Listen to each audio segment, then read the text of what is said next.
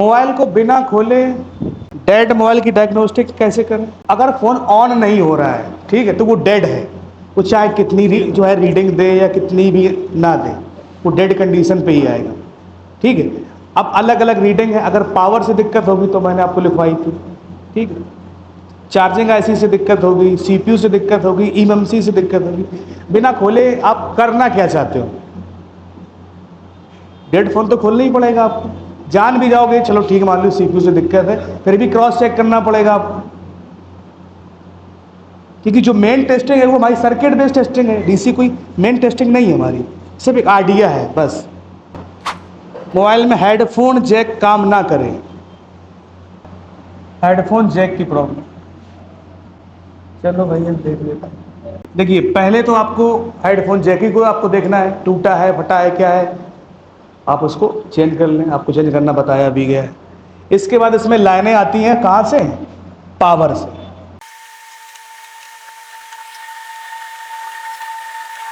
एक होगी line headphone DET, detect, headphone detection line, जो कहाँ से आएगी? पावर से हेडफोन के जैक पे आएगी। तो होगी एक लाइन किसकी? Headphone detection line. और इसी लाइन से हेडफोन सिंबल भी आता है, डिटेक्शन लाइन से। एक हो गई माइक की लाइन, माइक भी लगा रहता है, बताओ भाई, आप हेडफोन में माइक लगाते हो। एक होगी स्पीकर लेफ्ट की लाइन, इसकी लाइन स्पीकर लेफ्ट। एक हो गया स्पीकर राइट की लाइन, लेफ्ट और राइट। और एक लाइन होगी इसकी एंटीना की, ANT। तो हेडफोन को जैक पे कौन कौन सी लाइनें आती हैं? Headphone detect, mic, speaker left, speaker right और एंटीना। अगर ये सभी लाइनें अगर ओके हो गई तो आपका हेडफोन जैक काम करेगा, और नहीं है तो फिर ये लाइनें आपको ट्रेस करनी पड़ेगी। ठीक है। अब कुछ लोग हेडफोन जो सिंबल आ जाता है उसको कुछ लोग वीबैट देते हैं, इसी जैक पे वीबैट से जंपर लगा देते हैं, चिमटी शॉर्ट करा के, तो क्या बन जाता है? हेडफोन हट जाता है। उस पर वीबैट नहीं देना रहता है, ये डिटेक्शन लाइन होती है। या तो इसको 1.8 वोल्टेज दे दो, लॉजिक हाई कर दो, या फिर इसको क्या कर दो? ग्राउंड कर दो, आपका सिंबल हट जाएगा। या तो आप जंपर करो ग्राउंड के साथ में, या इसको कहीं से 1.8 वोल्ट की सप्लाई दे दो। ठीक है। डिटेक्शन लाइन जो है 1.8 की लाइन होती है। अगर आप उस पर 3.7 से 4.2 देते तो कई बार फोन डेड भी हो जाता है। हेडफोन से किसी से फोन डेड हुआ है? किसी से नहीं हुआ? हुआ होगा तो बताओ। 1.8 देना है या फिर इसको ग्राउंड करना है। फोटो खींच लीजिए इसको। ओप्पो A3s फर्स्ट लोगो ओके है और फोन ऑन होने पर लाइट ऑन ऑफ हो रहा है। A3s के दो मॉडल दिए गए हैं, एक है CPS 1803 और 1853। देखिए इधर IPS डिस्प्ले लगी हुई है। IPS और TFT डिस्प्ले मैंने पढ़ाई थी आपको कि IPS और TFT डिस्प्ले का लाइट सेक्शन अलग होता है। AMOLED, super AMOLED, POLED, OLED, इनका लाइट सेक्शन अलग होता है। दो टाइप के मैंने लाइट सेक्शन पढ़ाए थे आपको, याद आया कुछ? एक में 6 लेग की IC, 9 बॉल, 12 बॉल, और आईफोन के अंदर 20 बॉल की IC लगी रहती है। और जो एमोलेड और जो सुपर एमोलेड उसके अंदर चाहिए होता है +7, +5 और -5, और इसके अंदर क्या 15 से 50 वोल्टेज। तो अब इसके लिए हमारे पास क्या क्या चीज़ें हो सकती हैं?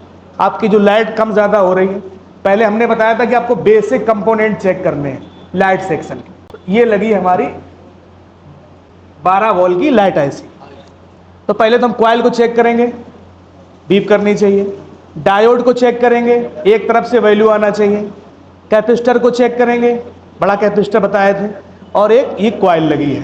हालांकि यहाँ पे लाइट आ और जा रही है। क्या हो रही है? आ जा रही है। नहीं कि डायोड भी हमारा कैसा हो सकता है? हो सकता है कुछ खराब ही हो सके, हो सकता है हमारी बूस्ट कॉइल भी खराब हो सके, क्योंकि प्रॉपर तरीके से वोल्टेज वो प्रॉपर बना रही थी, कभी बनाती कभी नहीं बनाती।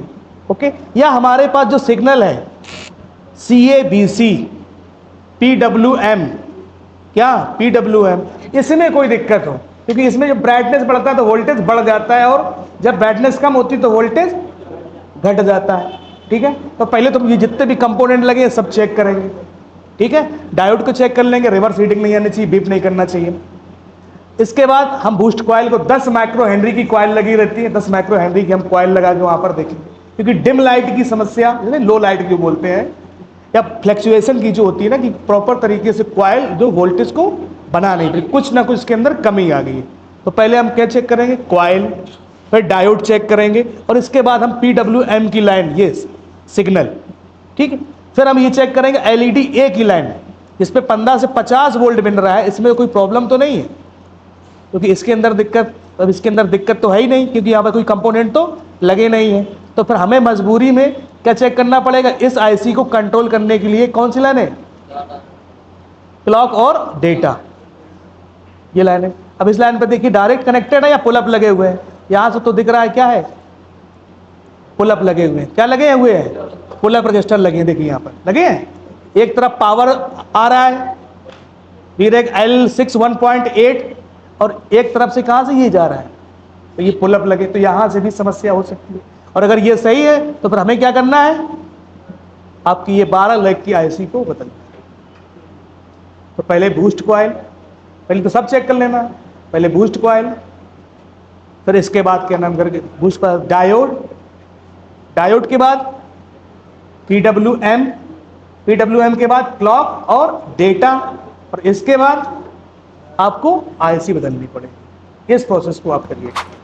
Redmi 7A ऑटो कोड बन रहा है, ऑटो कोड क्या, ऑटो कोड, ऑटो कोड, तो ऑटो कोड में पहले बताया गया, पहले सॉफ्टवेयर करके देखेंगे, सॉफ्टवेयर नहीं होगा तो हम लोग प्रोग्रामिंग करेंगे। ऑटो कोड में लिखवाए तो है LUN, लून, लून फाइल क्या है, देखो देखो क्या है लून फाइल, UFS की डम फाइल होती है, पढ़ा है नहीं क्या भाई। देखिए अगर eMMC की बात करेंगे तो इसमें आएगा आपका boot 1, boot 2, EXD, CSD, user data और RPM भी, ये हो गई इसके लिए। और जो लून 1, लून 2, लून 3 ये है UFS की फाइलें होती हैं, डम फाइल। 1+7 है, और क्या लिख के आ रहा है, कैश डम आ रहा है, कैश डंप है, प्रोग्रामिंग करनी पड़ेगी। डंप ही क्रैश हो गया उसका। और मैंने आपको स्टार्टिंग में, अगर आप आए होगे क्लास में, तो मैंने आपको एक चार्ट बनवाया था, शायद कुछ लोगों ने बनाया है जो पहले आए थे।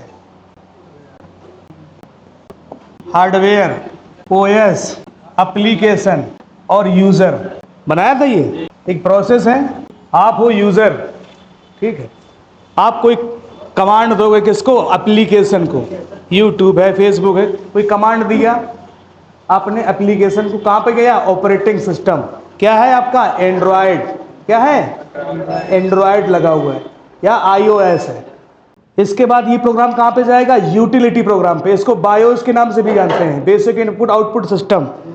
और इसके बाद जाएगा हार्डवेयर पे, हार्डवेयर, और हार्डवेयर से फिर क्या होगा, तब रिजल्ट आएगा आपका, जो आउटपुट रहेगा। समझ में आई बात। तो हार्डवेयर में हम लोग बेसिक इलेक्ट्रॉनिक्स सीखते हैं, सॉफ्टवेयर में हम ये OS के बारे में सीखते हैं, और प्रोग्रामिंग में हम किसके बारे में सीखते हैं, तो ये 20 का पार्ट है। इसके बिना ना सॉफ्टवेयर काम करेगा, ना इसके बिना हार्डवेयर काम करेगा। तो इसी को हम लोग बोलते हैं प्रोग्रामिंग। अगर ये पार्ट करेक्ट हो जाएगा तो आपको प्रोग्रामिंग करनी पड़ेगी। पहले के फ़ोनों में पॉसिबल नहीं था, जब नोकिया वगैरह आते थे, फ्लैश ऐसी लग के आती। अब ये पॉसिबल है कि भाई आप प्रोग्रामिंग कर सकते हो, ठीक है। 1+7T है, क्या कारनाट बूट क्या है, देखो। देखिए ज़्यादातर जो एरर्स आते हैं वो सॉफ्टवेयर से सही होते हैं, ठीक है। जब कोई फाइलें करप्ट हो जाती हैं, पहले तो सबसे पहले समस्या कहाँ पे आती है, ऐप से OS के अंदर, ठीक है।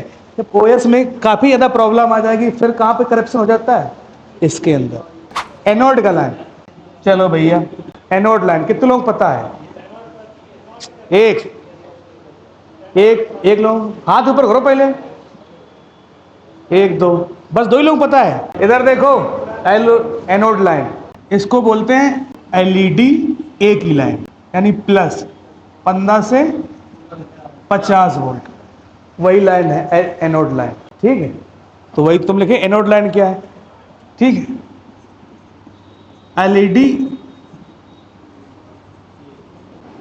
पॉजिटिव लाइन, किन नाम हो गए, एनोड हो गया, एलईडी ए हो गया और एलईडी पॉजिटिव लाइन। और भी कई जगह आपको देखने को कुछ अलग अलग चीज़ें को मिल जाए। लाइन का नाम वही है। वीएसपी लाइन +5 की लाइन है, ग्राफिक के लिए ज़रूरी होता है वीएसपी और VSN -5 वोल्ट।